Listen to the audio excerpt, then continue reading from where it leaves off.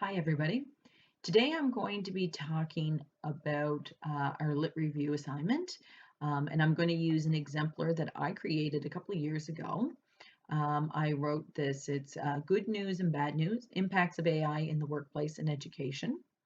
And I wrote this for students to see how the lit review looked, kind of going through the process of creating it, and to give you some content that you could relate to as well. So I'm going to go through the lit review, starting with the title page. Hopefully between this video and also using the exemplars that I have listed in SAM, that will help you get your head around what is expected from you for this assignment. If you have questions after this video, please don't hesitate to ask. If you're wondering something, there's probably others out there that have the same questions. So we're looking at the title page right now. Notice that the title is a little bit long, and that's typical of a lit review. When you write a lit review, your readers should know exactly what that lit review is about, so you don't scrimp on the title. Okay, so we have the title at the top. We have the author name below, so that's me. Then we have our Holland College and the course. And then I have here the date. And I have updated in APA 7th edition. So that is just means that I actually wrote this a few years ago, but because I did an update on it, I just wanted to make that clear in the date. Now, notice up here, I have impacts of AI, and that's just kind of like a little shortened version of the title. This is called the running head, and that's what goes in the running head. So it's up in the header. Okay, so I just double clicked on there. It's up in the header. If you're someone who's used APA before, you might remember that you had to write the words running head on the title page. Well, good news, you don't have to worry about that anymore. Your running head looks the same on each and every single page. So for you guys, it'll just say impacts of AI. And then over to the right, you're going to have the page numbers.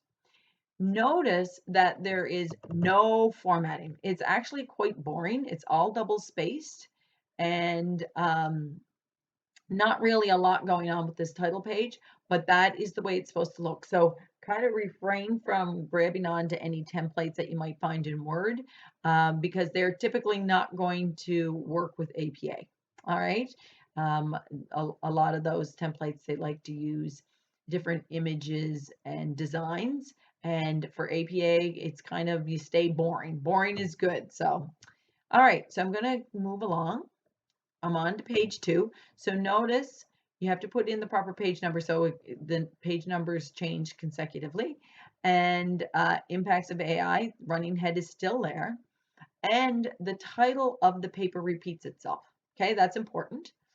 And you'll also notice, again, it's double spaced and we use a first line indent for the body of text. Okay, refrain from using the tab button for this. Make sure you actually go up to your ruler and set it at a first line indent. And over the course, I will make sure that you know how to do that, but just kind of be clear on that. All right, so usually the first paragraph just introduces what your paper is about. Okay, there are different ways to introduce, and we will talk about that over the course. Notice here, we have our first in-text citation. So an in-text citation means that I got this information from another source. Now, it just says the last name and the year. So that also tells me that I just paraphrased from this author. Okay, so I'll just go into that sentence. This fear of automation was apparent as far back as the 1800s when the Luddites destroyed mechanical looms in their attempt to combat automation and joblessness. All right, so I took the information that was given and I wrote it in my own words. So therefore, I was paraphrasing, but I still had to give that author credit because he talks about it in his article that I used as a resource. All right, so I'm going to keep going. Now I have a first level heading and it's bold and it's center. Okay, so this is not a very long lit review. You will not be writing a very long lit review.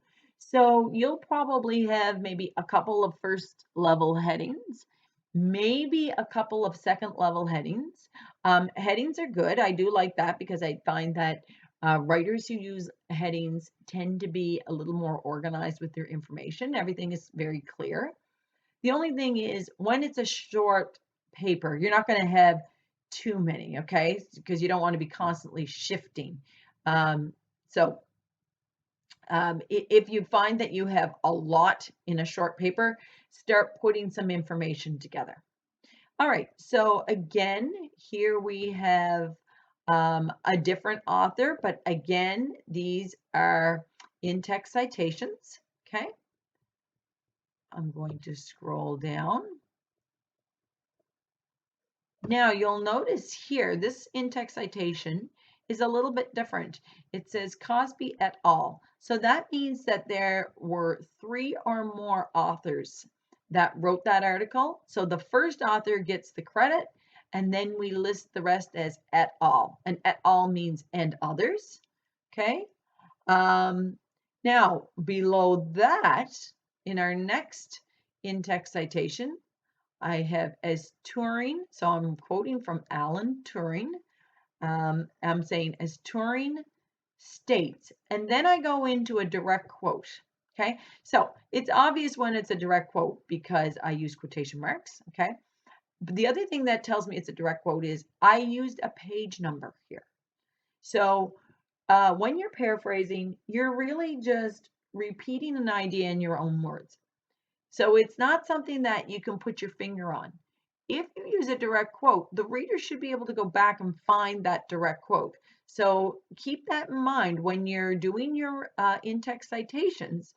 That's a difference in how you set them up. Paraphrase, you don't need a page number. For direct quotes, you need a page number. Okay, keep that in mind. All right, so I'm just going to scroll through. Okay, so now we've moved on to a new section, and it's called Impacts of Employment, and it's a first level heading. Okay, so that's fine. Now we've gone into steps in education and training.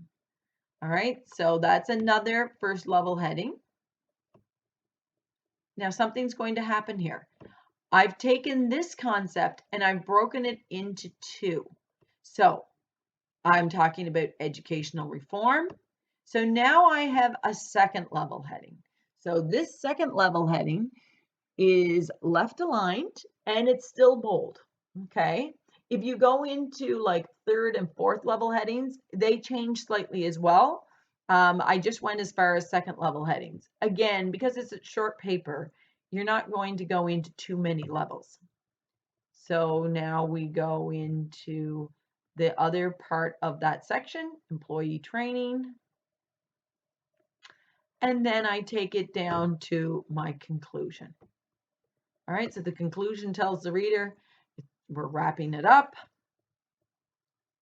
Okay, notice that as I go along, I still have that running head. I still have the page numbers. I'm up to 7 pages.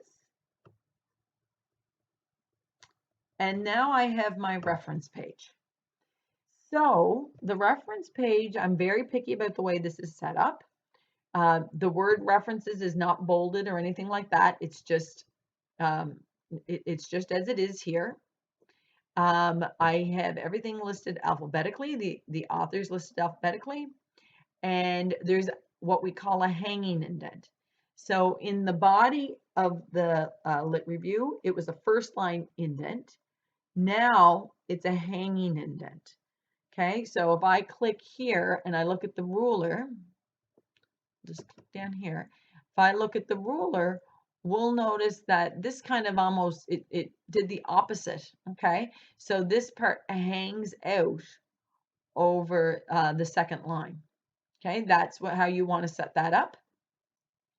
You don't want to have any extra spaces between your references, okay? listed alphabetically, and we start with the author last name. Then we go to the year in parentheses with a period. Then we have the title of our article. Then we have the title of our journal, and it should be in italics. Then we have our volume, again in italics. Then we have our issue number. It's not in italics, so you have to kind of be careful. You have two numbers side by side. One should be in italics, one should not. And then we have the page numbers. Now, these are all references that belong to journals. And you're probably going to find that a lot of your stuff is going to come from journals as well. You'll very rarely have references that are books, just because books are very time consuming. The other thing about articles from journals is that they're up to date. They can be very current. You can find journal articles that have been published like within that month even. Okay, so you know that you're getting really up to date information. One that you might notice that is not up to date is the article that I took from Alan Turing. And the reason that I did that is because he was like a father of AI. I'm not sure if you all know that, but he was a major theorist um, of AI. So it is kind of important sometimes that you take information, even if it seems super old. So in this case, it is super old. It's 70 years old, but it's kind of where some of these concepts grew from there. So anyway, that's why I use that. Okay. For the most part, I would suggest that you keep your articles fairly recent, like within 5 years is good. So you'll notice if you go through my articles, I have 2017, 2013, 2017, 2018. So they're all quite current. Okay. All right. So that's the way our paper is set up. Okay. And if your paper resembles this, that's a great start, okay? And because we don't have to worry about the running head being so picky anymore, you don't have to have um, one different running head for the first page to the second page, it is actually now easier to set up. So you will find this in SAM. I have it posted in the PDF format. But if you have any questions, again, please let me know. And I will have some other videos kind of updating you on some of the word features and how to find them and how to deal with that.